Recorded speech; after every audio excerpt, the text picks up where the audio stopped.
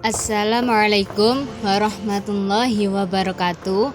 Saya Vivi Wulandari akan mempresentasikan tentang metode mengajar sesama teman sebaya. Pengertian metode teman sebaya. Menurut Harsunanto, sumber belajar tidak harus selalu guru. Sumber belajar dapat orang lain selain guru, melainkan belajar dari teman yang lebih tinggi, teman sekelas, atau keluarganya di rumah. Dalam pengertian lain, Supriyadi mengemukakan bahwa tutor sebaya adalah seorang atau beberapa orang siswa yang ditunjuk untuk ditugaskan untuk membantu siswa yang mengalami kesulitan belajar. Adapun menurut Ishak dan Warji, tutor sebaya adalah sekelompok siswa yang telah tuntas terhadap bahan pelajaran dalam memahami bahan pelajaran yang dipelajarinya. Sedangkan Samiawan mengatakan bahwa tutor sebaya itu adalah yang pandai dapat memberikan bantuan belajar kepada siswa yang kurang pandai. Seperti yang dikemukakan Arianto, tutor sebaya adalah seorang atau beberapa orang siswa yang ditunjuk oleh guru sebagai membantu guru dalam melakukan bimbingan terhadap kawan sekelas. Dari pengertian di atas dapat disimpulkan bahwa tutor sebaya adalah sumber belajar selain guru, yaitu teman sebaya yang lebih pandai yang pemanfaatnya diharapkan dapat memberikan bantuan belajar kepada teman-temannya yang mengalami kesulitan dalam belajar sehingga hasil belajar lebih meningkat. B. Model pembelajaran tutor sebaya.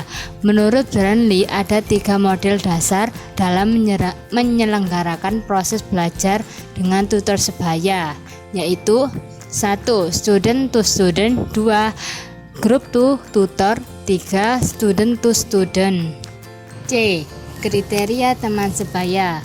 Menurut Dameyer, tugas sebagai tutor merupakan kegiatan yang kaya akan pengalaman yang justru sebenarnya merupakan kebutuhan anak itu sendiri.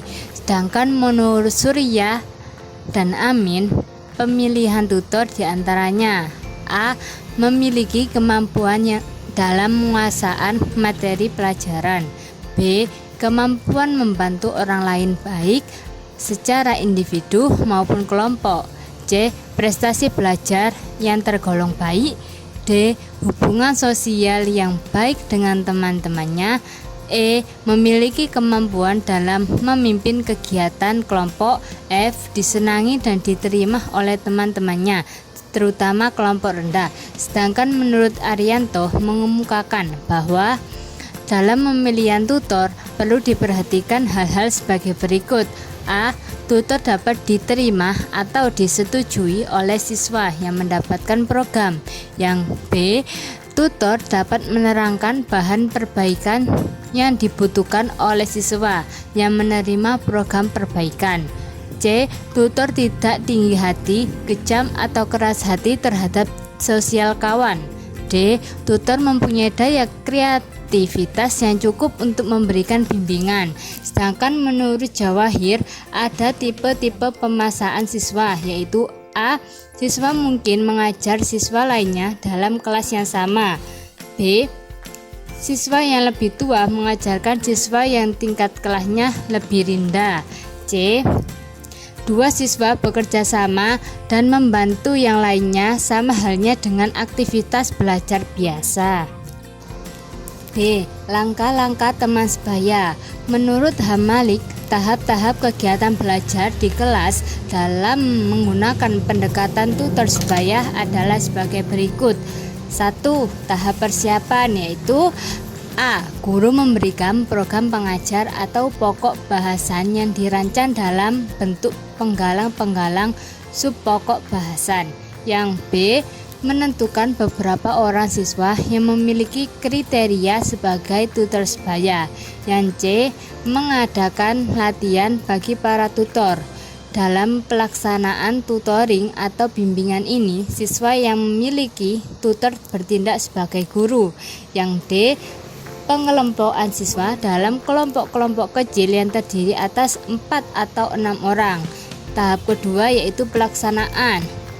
A. Setiap pertemuan, guru memberikan penjelasan terlebih dahulu tentang materi yang diajarkan. B. Siswa belajar dalam kelompoknya sendiri.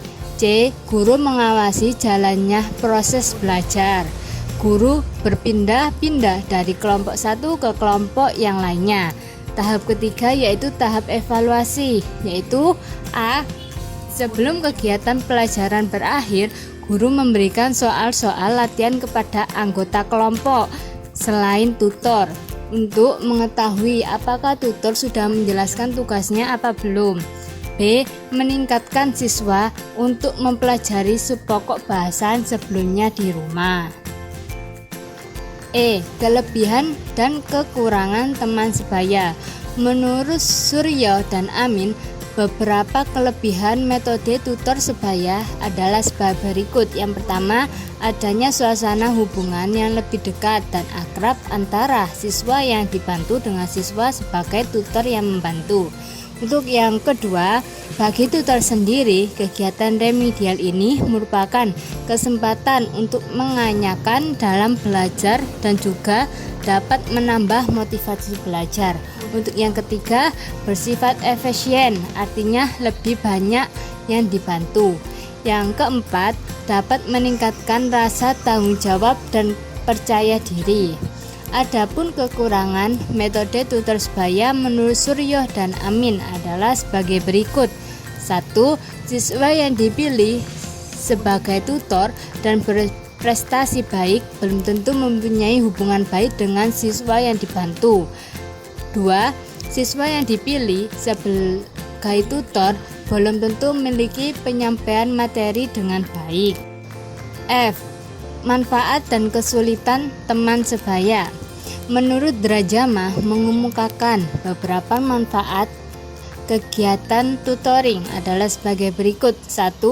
Ada kalanya hasilnya lebih baik bagi beberapa anak yang mempunyai perasaan takut atau enggan kepada guru. Yang kedua, bagi tutor, pekerjaan tutoring akan mempunyai akibat memperkuat konsep yang sedang dibahas dengan memberikan kepada anak lain, maka seolah-olah ia menelaah seperti menghafalkan kembali materinya. Yang ketiga, bagi tutor merupakan kesempatan untuk melatih diri memegang tanggung jawab dan mengemah suatu tugas.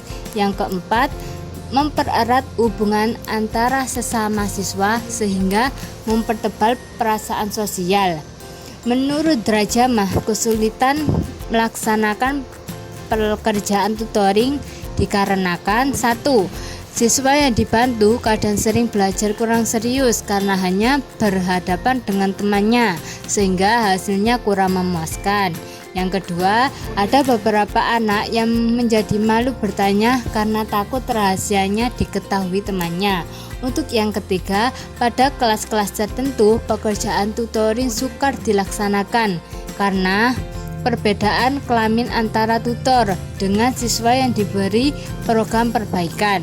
Yang keempat, bagi guru sukar untuk menentukan seorang tutor yang tepat bagi seorang atau beberapa siswa yang harus dibimbing. Yang kelima, tidak semua siswa yang pandai atau cepat waktu belajarnya dapat mengajarkan kembali kepada teman-temannya. Kesimpulan, dari berbagai macam pendapat di atas dapat disimpulkan bahwa penerapan tutor sebaya ini banyak sekali manfaatnya, baik dari sisi siswa yang berperan sebagai tutor maupun bagi siswa yang diajarkan. Bagi tutor, dengan membimbing temannya dan mengajarkan suatu topik atau materi, maka pengertian terhadap bahan materi pun akan lebih mendalam dan kesempatan mendapat pengalaman. Hal ini memperkuat daya pemahaman apa yang telah dipelajarinya dan belajar tanggung jawab atas apa yang dibebankan kepadanya. Sedangkan bagi siswa yang dibimbing akan lebih mengerti karena tidak canggung dalam bertanya atau menerima bantuan. Sekian presentasi dari saya, kurang lebihnya mohon maaf. Wassalamualaikum warahmatullahi wabarakatuh.